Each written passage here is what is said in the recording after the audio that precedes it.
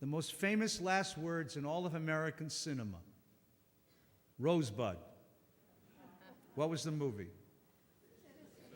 The iconic opening scene of Orson Welles' masterpiece, Citizen Kane.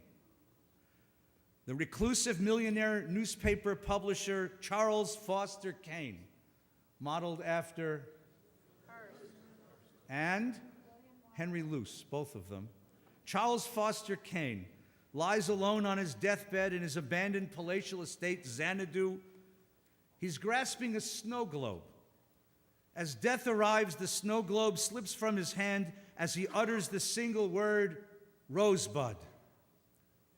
When Kane's death is reported around the world, newsreel reporter Jerry Thompson is sent to unravel Kane's private life and discover the meaning of Rosebud. Thompson interviews his former wives, Kane's former wives and associates and friends, and gathers their stories and traces the illustrious and tragic life of Kane, but never discovers the meaning of Rosebud. Mr. Kane, he concludes, was a man who got everything and then lost it. Maybe Rosebud was something he couldn't get or something he lost. Only in the film's last scene is the secret revealed. We see workers cleaning out Kane's basement. Into the furnace, they toss a child's sled. The sled Kane was riding on the last day he shared with his parents before being sent away from home for his education. The sled is painted with the name Rosebud. Citizen Kane, the story of a fabulous life built up and then torn down by ferocious, obsessive ambition for power, wealth, and most of all, control. All to fill a gaping hole in the soul, a hole left by the loss of love, security, belonging, family, nurturing, home. Rosebud. It's a powerful literary device, the last word that unlocks the mystery of a whole life. When we were younger, we used to play a parlor game. Write your own epithet. Design your own tombstone. Write the title of your obituary. So people got funny. So I'd like my tombstone to say, I told you I was sick. And actually, I was doing a funeral once, I think at Hillside. I was doing a funeral at Hillside, and I was standing on a grave marker, and I looked down, and the grave marker really said, nice shoes. So,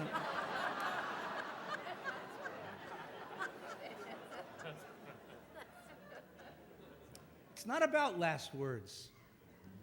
Not in real life. In real life, it's about lasting words. The words that last. The lasting memories a person leaves behind. Alfred Nobel was the inventor of dynamite. He genuinely thought he had done humanity a great good because he thought that his invention would bring peace. Nobody, he imagined, nobody would be so evil as to use this power against other human beings. But in 1876, his brother Ludwig died. The newspapers made a mistake and they published Alfred's obituary instead. The headline read, Alfred Nobel, the merchant of death, is dead. Nobel was devastated. So he directed that upon his death, his entire fortune would be invested in awards for those who had advanced the cause of humanity, the Nobel Prizes, most importantly, the Nobel Peace Prize. Leslie Wexner is the founder of the Limited stores, the Limited, Express, Structure, Victoria's Secrets.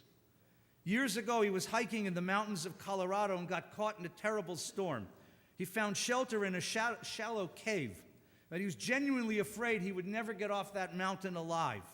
And it occurred to him at that moment that if he perished up there, the newspapers in the morning would write, Leslie Wexner, sold women's underwear, dies on mountain. That's not how he wanted to be remembered. So when he was rescued by the park rangers, he returned home and established the Wexner Foundation, which has invested millions and millions in Jewish and community causes and charities. Hundreds of times I have sat with families, with so many of you, to share the loss of a loved one. I sit with family and I have friends and with children, and I ask them, tell me about the life of your mother. about your father, about the grandparent, about the spouse, the sister, the brother, or tragically the child. And I listen. I listen for the story of a life. Every life has a story. How did they grow up? Where did they meet and fall in love? What made them happiest? How did they cope with tragedy? What were they most proud of? What did they teach you? What did you learn from this life? Every life has a story. And in the best of cases, there's a lesson to that story, a truth that is told by a life. In the best of cases, a life is built deliberately around a sacred core of values, of character, of ethics that can be detected and retold. So often that truth, that lesson, is hidden from those who are closest. Children, grandchildren recall the moments of family love and togetherness, the seders, the Hanukkah dinners, birthdays and anniversaries, but they don't see the pattern. They don't see the ethic that shaped this life. The son says to me, "Rabbi, my father was no hero. He was quite ordinary. He got up every morning for 40 years and went to work. On weekends, he loved to watch sports or play golf. In later years, he traveled with Mom. They loved cruises. Ordinary, nothing heroic." The daughter says, "Mom was your typical house mom. She cooked and baked and cherished her grandchildren. She belonged to the sisterhood. When we were kids, she led our scout troop and sewed my prom dress." I don't know what you're going to talk about at the funeral, Rabbi. Mom was just a mom. They can't see it. They're too close. They can't see the heroism of a man who grew up in the Depression and made a silent vow that his children would never, ever know want. So he placed himself, body and soul and spirit and will, between his children and the frightening world of his upbringing so that they would grow up believing any dream could be fulfilled. They're too close. They can't see the devotion of a woman who made her life a shelter of love, acceptance, protection, and nurturing. A woman who insisted that her children and grandchildren would dream bigger, achieve more, and reach higher than she could ever imagine. Of course, they weren't saints. He could never express his feelings. She could never keep from expressing hers. But their flaws do not obscure the convictions at the core of their lives, the courage and the strength to live them out day after day after day, a heroism of persistent, steadfast love. My teacher, David Hartman of blessed memory, taught that history has a downstairs and an upstairs. Downstairs history represents the bewildering flow of events and experiences that we encounter in life. They come at us so quickly and seemingly at random. It's only when we manage to climb upstairs can we detect the patterns, the order, the meaning of these events. Sometimes it's only with the shock and grief that accompanies death that we can climb upstairs together and discover a life's truth and its meaning. And sometimes tragically, there is no unity, no core of sacred values at the center of a life. Sometimes the story reveals a life diffuse, of energies scattered. Years ago, I led a men's group here at VBS. One evening, we invited Malka Schulweis to speak to us. If you know Mrs. Schulweis, you know that she is elegant and kindly and very, very wise. So the men came thinking that their grandma was going to talk to them. Mrs. Schulweis stood before us and uttered one line. She said, "Gentlemen, either you live on purpose or you live by accident." An electric shock went through that entire group. Either you live on purpose or you live by accident. And most people live by accident. They don't examine their values, they don't know what they really believe, and they never carefully consider their life choices. When buying a car, they take pains to evaluate the alternatives and make an informed, deliberate choice. But constructing a life, they do impulsively, by whim, by habit, by rote, by conformity, by accident. We get so busy. We get so busy with so much to get done, with so many calls to answer, with so many emails to get out, with so many appointments to take, with so many responsibilities to bear, with so many places to go, that we forget where we're going. We forget the purposes we were once pursuing. We forget the people we were trying to be. The problem is that when we live by accident, we are bound to wake up one morning late in adulthood and discover we haven't achieved any of the things we dreamed of, haven't met any of the aspirations we once held, haven't fulfilled any of the potential we were born with. We wake up with the distinct feeling that life has been wasted. The great American preacher Phillips Brooks once observed, the great danger facing all of us is not that we shall make an absolute failure of life, nor that we shall fall into outright viciousness, nor that we shall be terribly unhappy, nor that we shall feel that life has no meaning. No, we needn't fear any of these.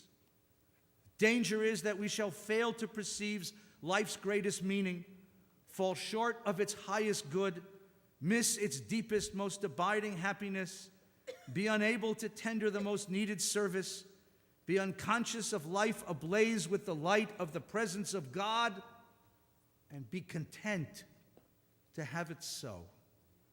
Content with the ordinary, mediocre, useless life. And wake up too late to find that we've missed life itself. The mystics of the Zohar famously asked, what was the sin of Adam in the Garden of Eden? How could it be that God would forbid a human being from seeking knowledge? And they taught no, not that. They taught that there were two trees at the center of Eden, the tree of life and the tree of knowledge. The two trees were entwined, growing out of one trunk.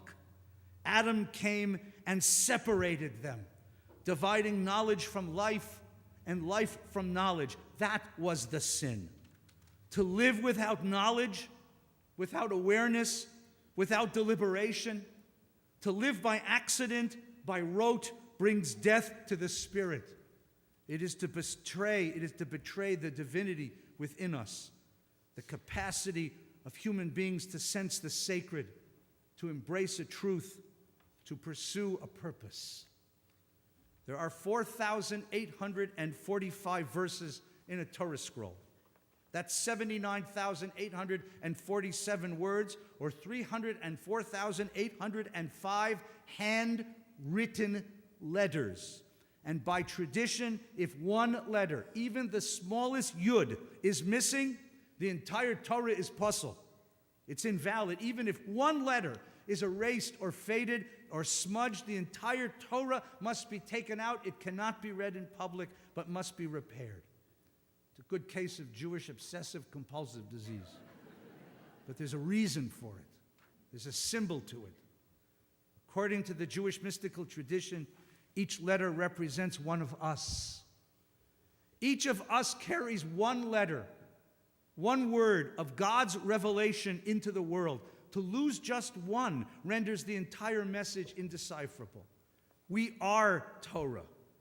We carry God's truth. Planted in the soul of every human being is truth. We have been sent into the world to teach this truth. This is the reason for Yom Kippur. To atone for the sin of living randomly, living by accident, by rote. To atone for the sin of living oblivious to the truth planted within. To atone for the sin of turning away from the sacred core within us. To atone for failing to listen to the voice within calling us to higher purposes. To atone for forgetting who we are and what we are meant to become. You have 25 hours. 25 hours to find yourself. Yom Kippur offers us a 25-hour retreat.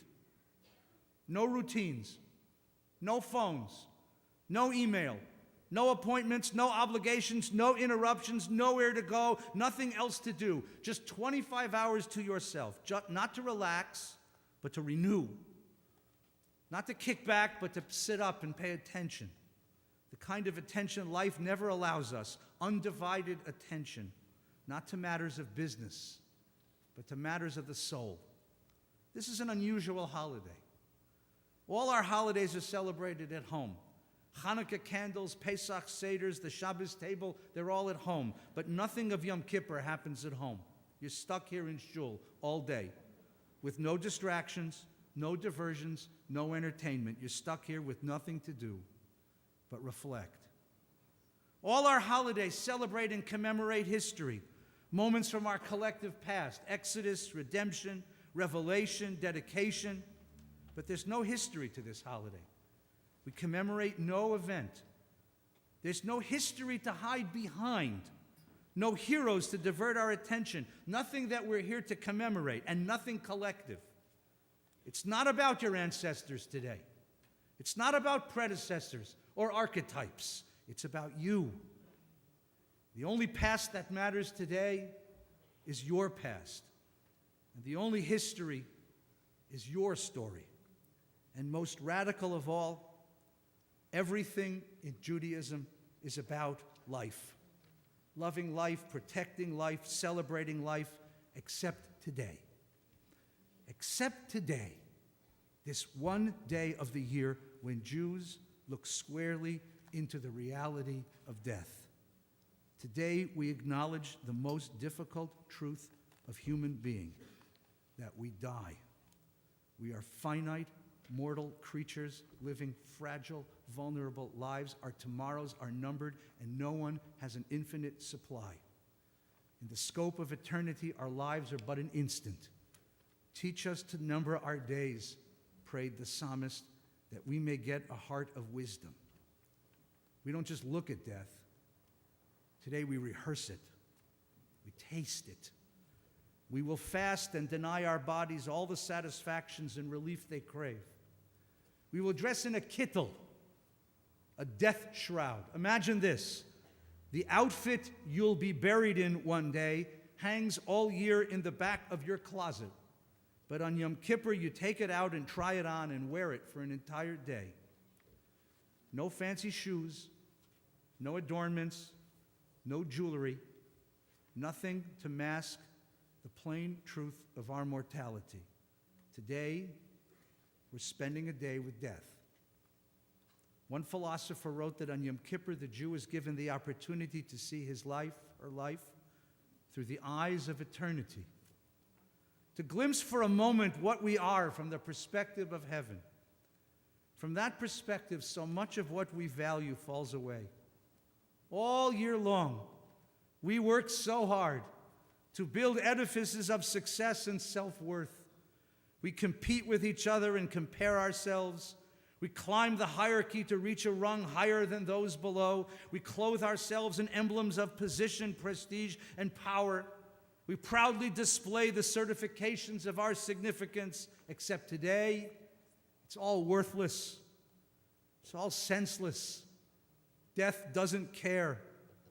In the eyes of eternity, none of that matters. The reality of death strips it all away to reveal. To reveal what?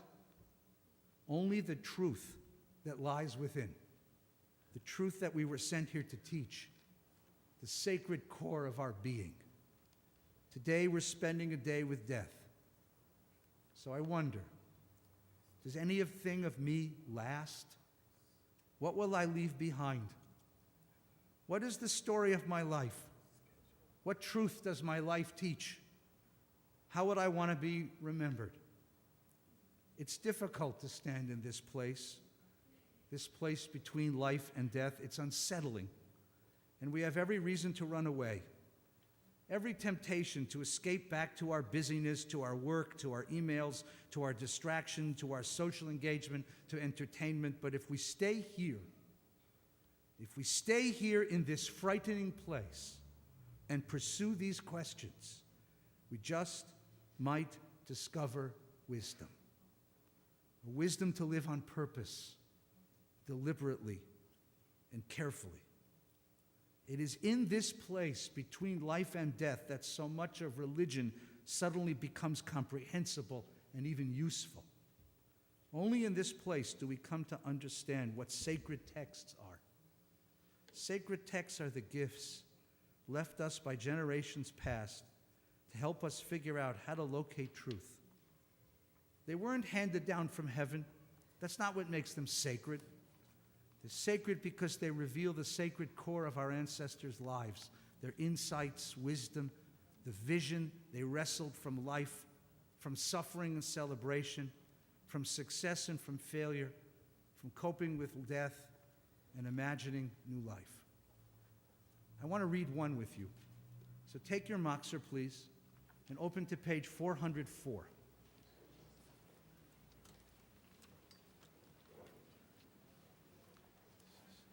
404.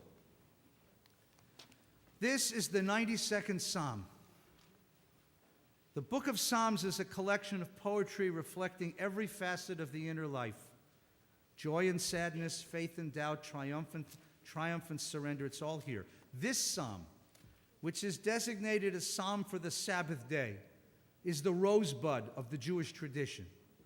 This is the last word that explains it all. Divide the psalm in three parts. Part 1, Tov le'odot l'Adonai u'lezamer l'shimcha elyon. It is good to thank you, O Lord, to sing praises to your name, to proclaim your love every morning, your faithfulness every night. To the sound of the 10-string lyre with music of the harp and the lute. Your works, O Lord, bring me gladness. Your deeds I sing joyously. It begins with the word tov. It is good. It echoes Genesis. Vayar Elohim ki tov, and God saw that it was good. This is the greatest revolution of Judaism. It is the ultimate gift of Judaism to human consciousness. Every world mythology before us, and so many since, imagined reality as a battle of the gods against the gods. Mighty powers locked in endless, irreconcilable battle with human beings as tiny, helpless, hopeless bystanders. Anything you dream, anything you plan, anything you build, instructed the myth, will inevitably be sullied and destroyed by capricious, impulsive, destructive gods. We are children building sand castles by the seashore. The tide inevitably and irresistibly comes and wipes away all our plans and projects. So surrender, we are told, and maybe you and your children will survive. The Bible came as a protest against that mythology. The Bible said, Tov, it is good. The world is good. Life presents possibilities and opportunities. Tov. God blessed creation, and there is blessing latent in creation. We only have to find it. Tov. There is hope. The human being is not the object of history.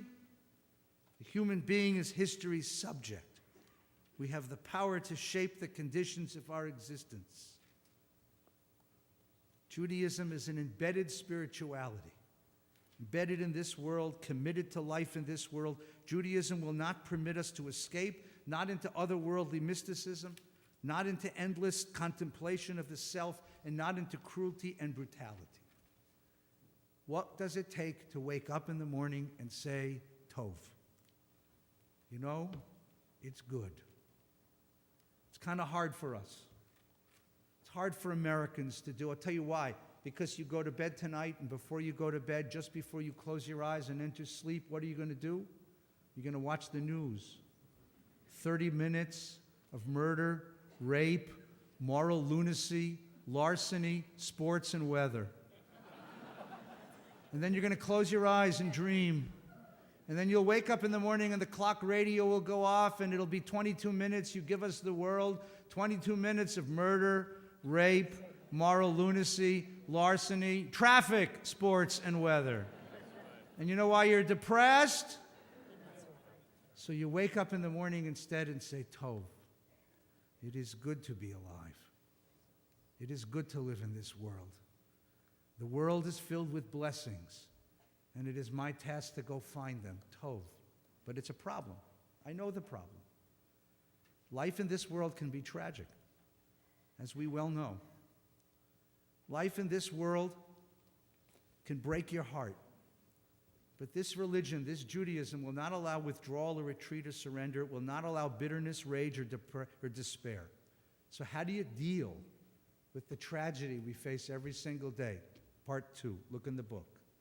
How great are your deeds, O Lord, how profound your designs. The superficial cannot comprehend, the foolish cannot grasp this.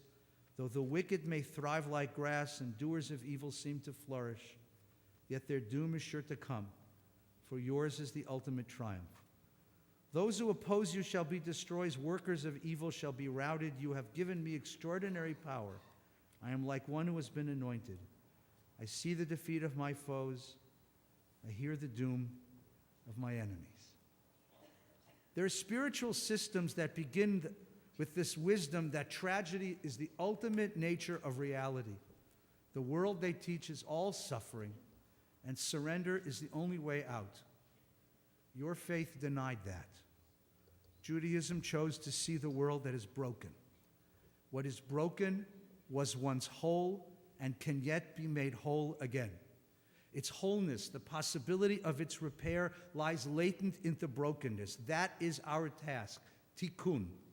The purpose of human existence is tikkun, repair, making the broken whole, finding the disparate pieces, fitting them together one by one. That's what we human beings do in the world. That's our purpose. That's the purpose of every human life. And it is our faith that the world can be healed. And what's the reward for such an effort? Back in the book, part 3. Tzaddik katamar yifrach. The righteous will grow strong like a palm tree. They will thrive like a cedar in Lebanon. Planted in the house of the Lord, they will flourish in the courts of God. They will bear fruit even in old age. They will remain vital and vigorous, proclaiming that the Lord is just, my rock, in whom there is no unrighteousness. The great developmental psychologist Erik Erikson taught that life is a journey through 8 crises: trust or fear, intimacy or isolation, generativity or stagnation. Erikson's last crisis, the last crisis we face in life, he called integrity or despair. We have all known people who finished their lives filled with anger, bitterness, and despair. People for whom life has been a disappointment, a failure. People who spend their final days reciting over and over again the tragedies and frustrations and defeats that they've endured. And we've known people who never stop looking forward to tomorrow. People who still have plans, even late in life, dreams and projects, ideals and ideas that they're reaching for. People who are still growing. The difference between them has nothing to do with the objective facts of their lives. Everyone knows sorrow. Everyone knows loss. Everyone suffers. Everyone bears disappointment and failure. The difference is entirely in how we choose to live. How would you have to live so that on your very last day in the world, when you're surrounded by those who love you, they will ask you, Nu Zayda, was it worth it? Was it worth the pain, the trouble, the misery? And you will answer, yes, it was all worth it. Worth every minute. Tov, it was good, and I am grateful. The psalmist promises us that a life reflecting purposes that are eternal and truths that are enduring, a life made into a symbol of transcendent ideals, a life lived conscientiously, deliberately, and with purpose, will bring us to our last days with a sense of significance, a sense of importance, a sense that life has mattered, a sense which redeems us from despair, from bitterness, from regret, from loneliness, and from fear. A sense which will let us live and one day die, filled with gratitude, with appreciation for a life touched with blessing. A life touched with blessing. This is the promise. There's an old story that I cherish deeply. My bubby told it to me. About a little man named Yekel. Yekel was a poor, poor man, living a poor, poor life, but he had dreams of a fortune, a a treasure that waited for him somewhere in the world. And he sat every night at a table, a broken little table in his broken little house, dreaming of his treasure. And he got to sleep every night and woke up just as poor, except one night when he had a dream. And in the dream, he saw the treasure. It was so real. And he saw where it was. It was buried under a bridge beside a river in the great city. In the middle of the night, Yekel jumped up and he dressed himself and grabbed a shovel and began to run from his village into the city. And at daybreak, he finds the place just where the dream showed him, under the bridge, by the river. And he starts digging a huge hole. Comes along a policeman who looks down and says, "What are you doing? Digging a hole in the middle of the city?" And Yekel realizes he can't hide what he's done. So he comes out of the hole and he brushes himself off. And he looks into the cold eyes of that policeman. And he said, "My friend, I had a dream last night that at this place, under that bridge, by this river, right here, is the treasure that's been waiting for me." And the policeman laughs at him and says, "You know, you're a fool. Only a fool follows his dreams. I had a dream last night. I had a dream there's a Jew named Yekel who lives in a village not too far from here. And what the fool doesn't know is that under the floorboards of his kitchen is a treasure. But I'm no fool. I don't follow my dreams." Yekel hears his name and mention of his floor. He picks up his shovel. He runs home. He pushes aside the table. He opens the floor, and he found the treasure. It had been under his feet every night that he sat there dreaming. What you need in life is not out there. What you need most in life is no accomplishment, no achievement, no success, no victory, no triumph, no score, no deal, no contract, no win. What you need most in life is no accolade, no award, no credential, and no recognition. What you need most in life is right here in you, right where you live. It is the truth planted there by God, waiting for you to find it. This psalm is a psalm for the Sabbath day. Today is the Sabbath. Today we go find it. Shabbat Shalom.